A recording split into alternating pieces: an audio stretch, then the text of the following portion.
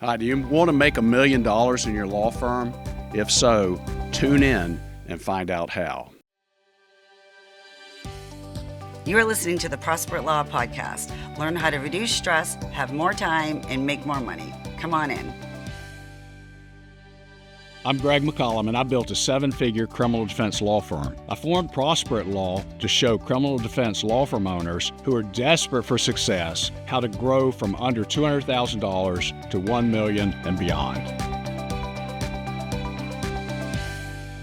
If you're like me and you own a criminal defense law firm, for years I really craved hitting the $1 million mark. It meant so much to me. And so that was something that I'd yearned for, and I was looking at other law firms that were doing it. And so I was always looking for the secret. I wanted to know the secret sauce and how to do that.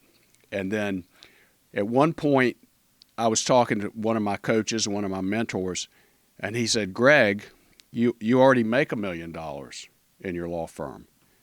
And so I was stunned. I said, "What do you mean I already make $1 million?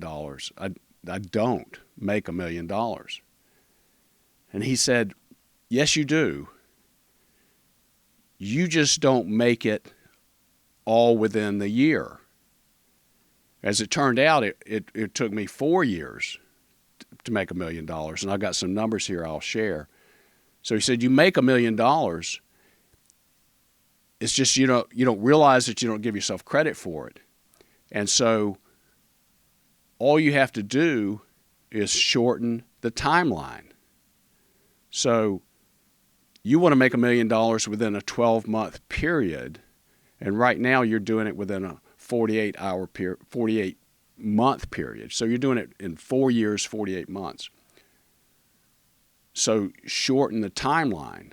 But he said you have the ability to do it. You're already doing it. And so this took a little while to sink in. But then what happened was, if you look at what I was doing, and I just pulled up some numbers from my law firm from 2008 to 2011, where in that time period I made $1 million. So like in 2008, I made about $283,000. In 2009, it went down. I made about $255,000. And then in 2010, I made about $223,000. So right there, you see, my numbers are going down, which is, very discouraging. If you don't know what you're doing, you're not marketing, you don't know the parts of a law firm, so you're just kind of at the mercy of the elements, which is what I was. So then in 2011, I made about $270,000. So if you add all that up, that's $1,033,000. So he was right. And so it was a little bit of an epiphany, but I didn't know what to do. I had to learn how to change that. So that the last number I gave you is 2011. Well, I started coaching in the middle, July of 2013. So if you just look at this now, once I started learning and growing in 2014, and you look at that number in 2011, it's 270, and even in 2010, it's 223. So once I started coaching in 2014, for that calendar year, my revenues were $435,000. And then in 2015, my revenues were $653,000. So you add that up, and that's $1,088,000. So that's how much coaching helped me. That's how much it helped me grow and learn and figure out what to do. So that really, when I look at that, that's really kind of incredible because, in 2014, I just started coaching. So right there, in 2 years, I was well over $1 million. So now skip ahead.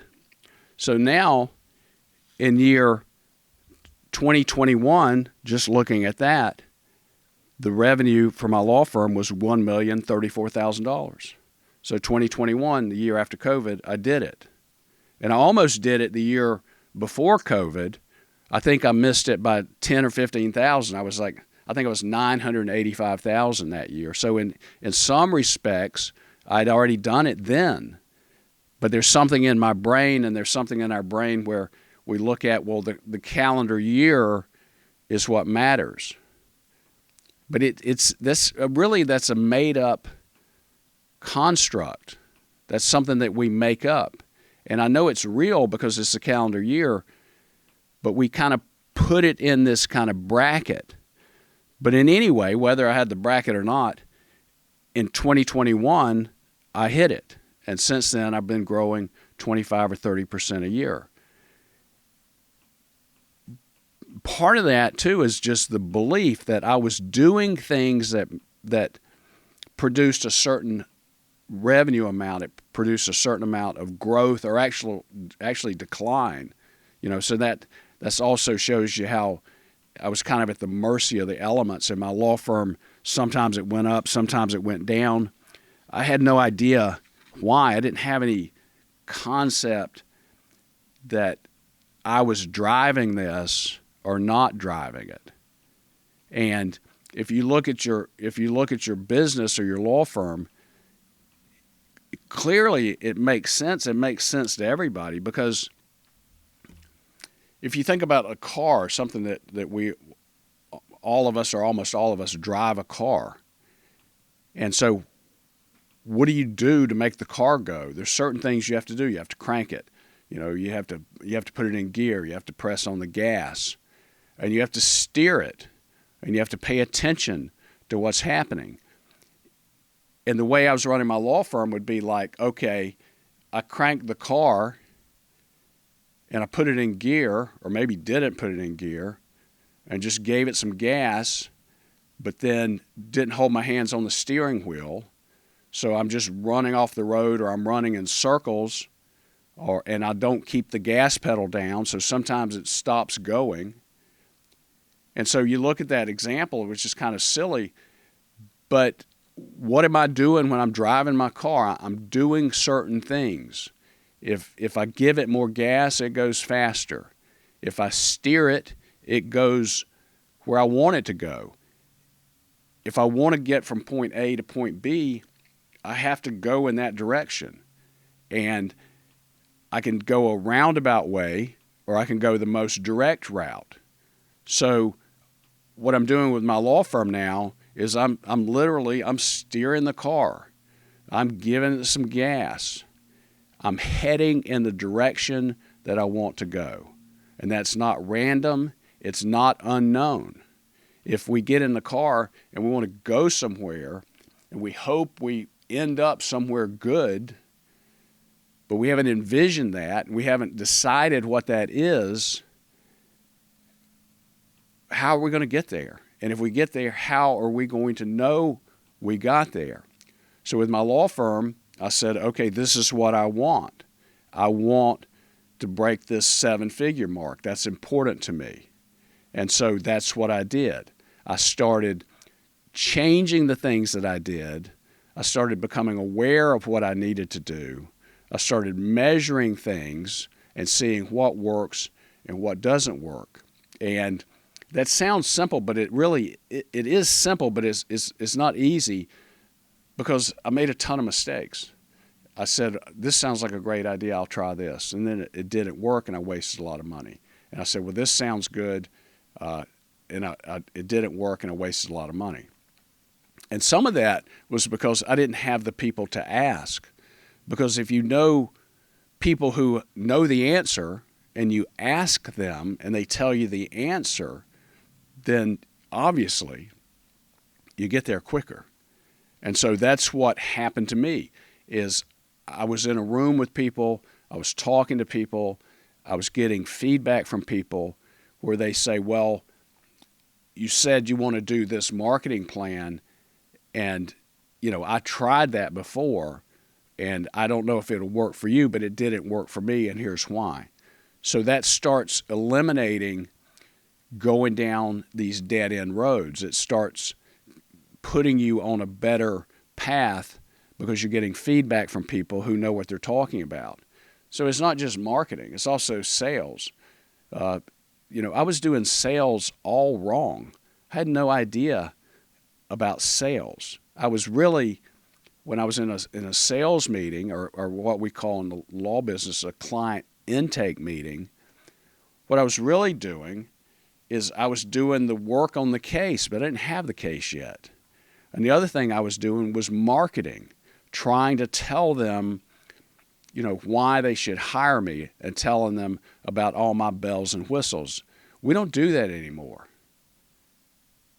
We don't really market our law firm in a prospective client meeting or an intake meeting or a sales meeting, whatever you feel comfortable calling it. But what it is, whether you feel comfortable with it or not, is when you are sitting there talking to somebody who needs your help and you're having the conversation, that's a sales meeting. It's no different than buying a car.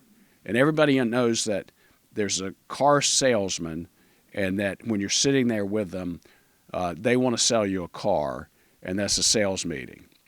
So when a prospective client comes in and sits down in your conference room and talks to you, that's a sales meeting. You're doing a sales call. And if you go to buy a car and you talk to the car salesman and he or she starts saying, well, I sold 180 cars last year. The way I can sell a car is that I know everything about the car, and that way I can explain to you all the benefits of the car, and that helps you know how to buy the car and what car to get. And in fact, I'll tell you, just a couple of weeks ago, I had a guy in here and he couldn't decide if he wanted the car or not. And I explained all the intricate details to him and showed him how I'm one of the best car salesmen and that I can get him in the right car. Do you see what's happening? That you're tuning that out. You don't care how many cars he sold. You don't care that he's successful and doing better and better. Your problem is this. You need a car, and you don't want to get ripped off, and you want a car that you'll like, that'll last a while, that you'll be able to enjoy. When somebody comes in and they've been arrested or they're being investigated, they don't want to hear about how you helped somebody else. They don't want to hear how you can analyze a case and you know more than this other lawyer down the street because you're smarter and you went to a better law school and you were top of your class and you have this intellectual ability that other people don't have. They don't want to hear that, oh, you play golf with the assistant DA who's going to get assigned to your case, and I know who's going to get assigned to your case because I'm dialed in. They don't really care about that. And when you talk about that, you're putting them off. They came in there for one reason, because they have a problem. It's a serious problem, and they want help. Now, the other thing you need to know is that a lot of the stuff that you're doing to try to explain to them how great you are, they're past that. If they didn't believe that you could help them, they wouldn't be sitting there. If they didn't believe that you had the ability and the skill set to help them, they're not coming in. They're not going to waste their time. They're not calling you. Now, you may be one of 3 lawyers that they picked out to go and interview. That may be true, that you may be one of these that they think that they want to talk to. But if of those 3 say they believe that those 3 can help them, and they're either looking for the best of the 3 or the least expensive of the 3 or the one that will relate to them the best. So those may be their discriminators. Those may be their markers. Those may be their criteria. But you have to understand, if they didn't believe that you were going to be able to help them, they wouldn't be sitting there, because that's nonsensical. Why would you go meet with somebody that you didn't believe could help you? You wouldn't. No one would. Now, the other thing that happens is that, and I did this for years. It pains me to think about what I put people through. The other thing that I did, and if you're doing it, I'm telling you, stop doing it, is when they would come in and they would say, okay, I was driving over here, and then I saw blue lights, and the police came up, and they approached the car, and they started snooping around the car, and then they got somebody out of the back seat, and then later they found some drugs back near the tire, and they charged me with this, and they found something else in the backpack. So what do? I pounce on the facts, and I go, well, this is the law on possession. This is actual possession. If I'm holding this pen, that's actual possession. So what they have to show is you possessed it, but you didn't actually have it. So they have to do this thing called constructive possession. And constructive possession means that you had knowledge and intent. So you knew it was there, and you had the intention to control it and do something with it. Okay? So what am I doing? And that the stuff that was found next to the rear tire, there's no evidence that you had knowledge of it. And so I'm in the case. Well, they haven't even hired me yet. And so I'm in there. What am I doing? I'm trying to show them how great I am so they'll hire me. And then I'm losing them because it's confusing. Because they're not there for their investigation meeting. I used to sit in the room with people for an hour and a half, and then they would leave, say, hey, thanks for meeting with me. I'll call you back. And they'd go down the street and hire somebody else. And it would just drive me crazy. Well, I'm not sure I would have hired me, because if I went in there and they started talking about all this stuff about the case and how I'm going to handle the case, it just looks like I'm trying to impress them. They were impressed enough or they wouldn't come in. So what happens now? They come in. Do you want to retain us? Some people just say, yeah. And then we say, is there anything else you want to know? No, I don't have any questions. Or, oh, wait, I have one question. And then I tell people, we're not going to keep you trapped in this room for an hour and a half. And they're relieved. All you have to do is we got some stuff we need to fill out. We got a couple of agreements. Then we'll take the payment, and then you're out of here. And that's good. They wanted to hire us, not start working on the case. And so we have a whole glide path for that. So this whole thing may take 20 minutes. And so does everybody hire us? No, our conversion rate's about 30%. We don't get retained by everybody we meet with. There are different reasons. Sometimes people want somebody else. Sometimes people, are shopping price. Sometimes people have a relative that are pushing them to hire somebody else. Some people just don't like us.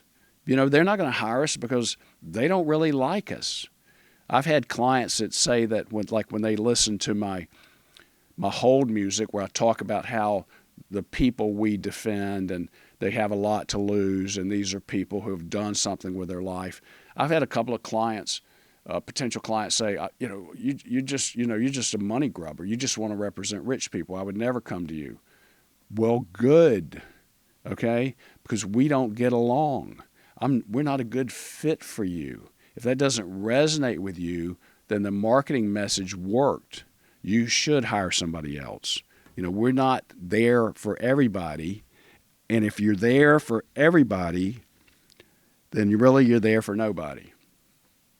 If you help everybody, then you're diluted and watered down. And so you need to think about that. So in terms of just some other things, the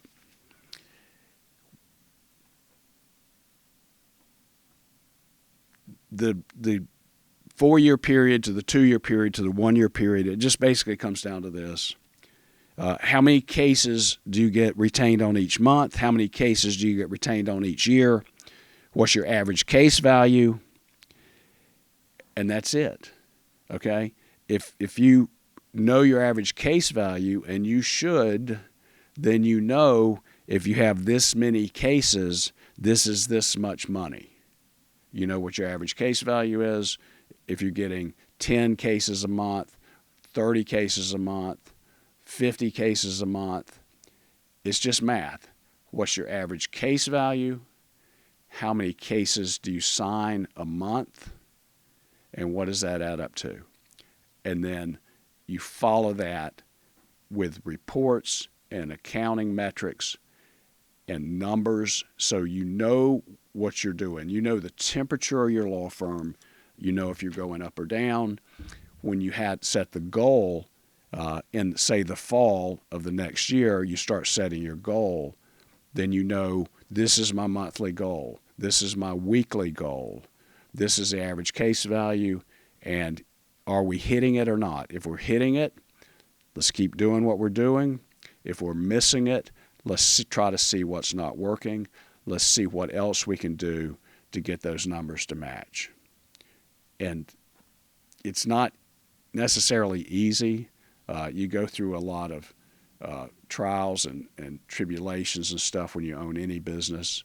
It's kind of a difficult thing to do. The stress levels and things that you go through is not for everybody, but there's can be a huge reward in terms of your lifestyle, in terms of your income, in terms of your freedom. There can be a huge reward at the end if you put in the effort.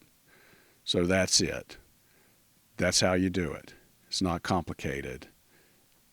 And one of the other things that is essential is if you hear this and say, well, you know, he can do it because he has a different market.